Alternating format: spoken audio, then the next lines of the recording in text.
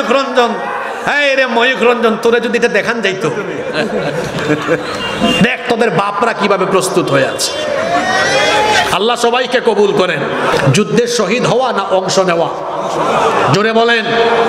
তাহলে 1500 বছর আগে রসুল জানতেন এই এরিয়াতে, এই সীমানাতে, এই এলাকাতে হিন্দুস্তানের সাথে মুসলমানদের একটা যুদ্ধ হবে, যেটার নাম গাজওয়াতুল হিন্দ। রসুল বলেছেন এই যুদ্ধে অনেক মুসলমান শহীদ হবে, কিন্তু শেষ পর্যন্ত মুসলমান বিজয়ী হবে। সুবহানাল্লাহ পড়বেন না? আর নবী বলছেন এই যুদ্ধে অংশ নেওয়া প্রত্যেক মুসলমানকে আল্লাহ জাহান্নাম থেকে মুক্তি দিয়ে দিবেন। আগেই বলেছি আমরা যুদ্ধপ্রিয় নই, আমরা শান্তিপ্রিয়।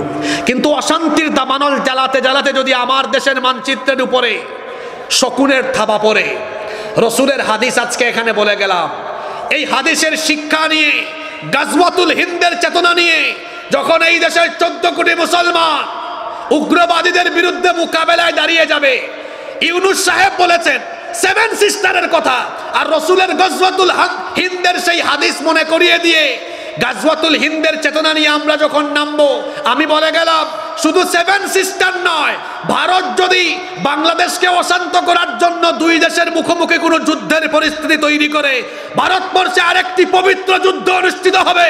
সেই গাজওয়াতুল হিন্দে যুবক, তরুণ, আবাল, বৃদ্ধ, বনিতা গাজওয়াতুল হিন্দের চেতনায়, শাহাদাতের চেতনায় যখন অংশ নিবে, ভারতের মানচিত্র টুকরা টুকরা হয়ে গিয়ে দিল্লিতে কালেমার পতাকা উড়িয়ে দেওয়া হবে।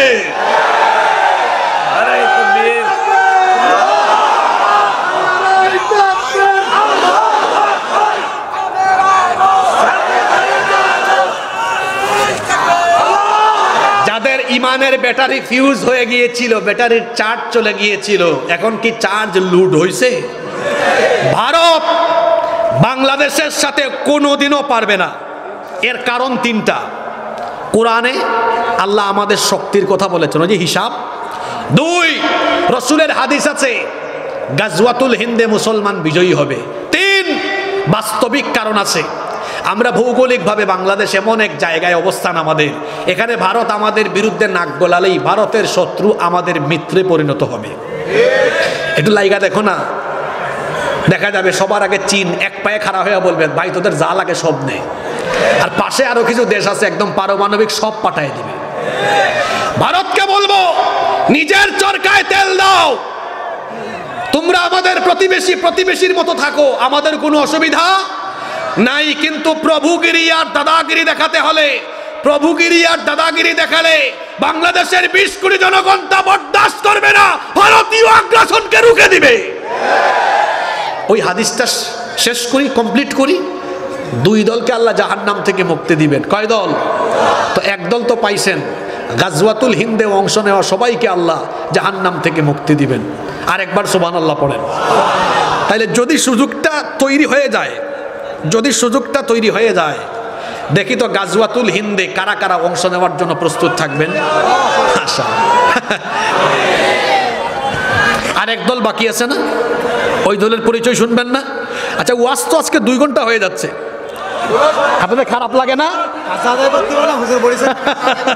আমি নিজে কোথাও এত লম্বা সময় ওয়াজ করি না, আজকে আমার রেকর্ডও ভঙ্গ। আপনারা কি বাড়ি যাবেন না? কি বলেন, এত ক্ষুধার্ত আপনারা? কোরআন শোনার ক্ষুধা, তাই না? তোমার নামে যদি গান গাওয়া হয়, গান সুন্দর হয়। তোমার নামে যদি গান গাওয়া হয়, গান সুন্দর হয়।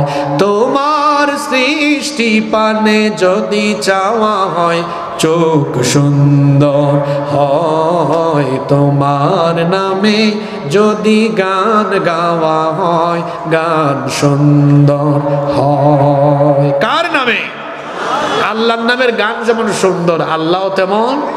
দুনিয়া সুন্দর, মানুষ সুন্দর, আসমান সুন্দর, জমিন সুন্দর, সুন্দরে সুন্দরে পাল্লা। জানি না কত সুন্দর তুমি আল্লাহ, জানি না কত সুন্দর তুমি আল্লাহ। সুবহানাল্লাহ। এরকম গান গজল আমরা শুনবো। আমরা আমাদের বিয়ে শাদীর অনুষ্ঠানগুলোকে গান বাজনা মুক্ত করব ইনশাআল্লাহ। দেখি যুবক ভাইয়েরা আমাকে কথা দেন তো, যারা বিয়ে শাদী করেন নাই, আমরা আমাদের বাড়ির বিয়ের অনুষ্ঠানগুলো কি শয়তানের তরিকায় করব না সুন্নতি তরিকায়? তাহলে আমাদের বাড়ি থেকে গান বাজনা থাকবে? জোরে বলেন থাকবে? বাড়িতে গান বাজনা থাকবেন না, এই ওয়াদা করবেন কে কে? দিকে হাত তুলেন তো। মাশাআল্লাহ, আল্লাহ সবার হাতকে কবুল করেন। আজকে কয়টা শয়তানি কাজের কথা বললাম? জোরে বলেন। এবার রিভাইস একটু আদায় করি। 1 নাম্বার শয়তানি কাজ কি? ছেড়ে দেওয়া। জোরে বলেন, কি ছেড়ে দেওয়া? আমরা নামাজ ছাড়বো না, আদায় করব। জোরে বলেন, ছাড়বো না, আদায় করব। 2 নাম্বার শয়তানি কাজ কি? নষ্ট করা, সময় নষ্ট করবেন। 3 নাম্বার শয়তানি কাজ বেপরদার সয়লাভ ঘটানো। আমরা কি বেপরদায় থাকবো বা বেপরদায় রাখবো? তারপরে 4 নাম্বার কোরআনের আন্দোলনের বিপরীত অবস্থান নেওয়া। আমরা আল্লাহর কোরআনের পক্ষে না বিপক্ষে? 5 নাম্বার গান বাজনায় আসক্ত হওয়া। আমরা গান বাজনার পক্ষে না বিপক্ষে? শুনতে চাইলে কোরআন শুনবো, গজল শুনবো ইনশাআল্লাহ। আপনারা বড় ভদ্র মানুষ, আপনাদের কথা আমার মনে থাকবে, কেউ উঠবেন না। মোনাজাত করে আমরা এখান থেকে বিদায় নেব ইনশাআল্লাহ। আমি এখানে 2টা কথা বলবো। এই যে এই যে এখানে ঝাউডাঙ্গা যুব কমিটি, আমি আজকে এসে শুনলাম তাদের কর্মসূচির কথা। তারা অনেক সুন্দর সুন্দর কাজ করেন। এটি একটি অরাজনৈতিক সামাজিক সংগঠন।